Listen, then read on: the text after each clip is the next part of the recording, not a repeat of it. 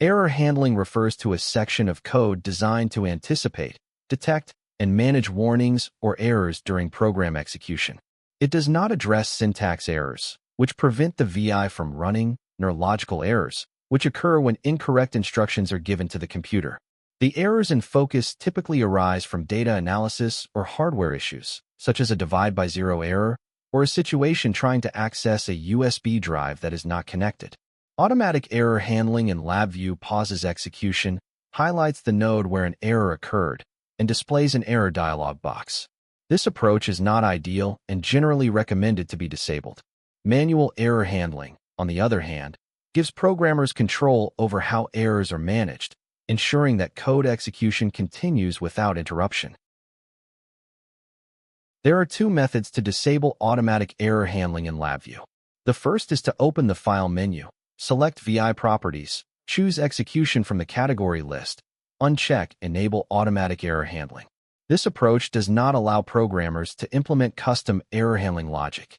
The second method is to connect the error cluster output of the current VI to the error cluster input of the next VI. This is why most LabVIEW VIs include error cluster input and output terminals. This technique enables programmers to manage errors manually, with the final VI in the chain responsible for processing any errors. The error cluster control indicator can be found under the cluster subpalette in the functions palette. The error cluster consists of three elements. Status, a Boolean value indicating whether an error occurred. A value of false means no error, and the status displays a green light, which seems counterintuitive. A value of true indicates an error. Code. This is the error code, which may be predefined by LabVIEW or customized by the programmer. LabVIEW offers a range of codes for user-defined errors. Warning error has an error code, but the status is false. Source specifies the location or the VI where the error originated. This illustration shows both a warning and an error. On the left, the status is true, indicating an error. On the right, the status is false, representing a warning.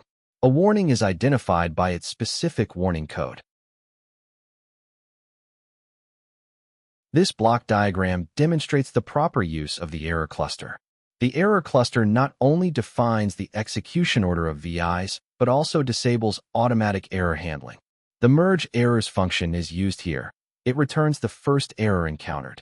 If no errors are found, it checks for warnings and returns the first warning. If neither errors nor warnings exist, it outputs no error. Any remaining errors or warnings are ignored. This concludes the demo.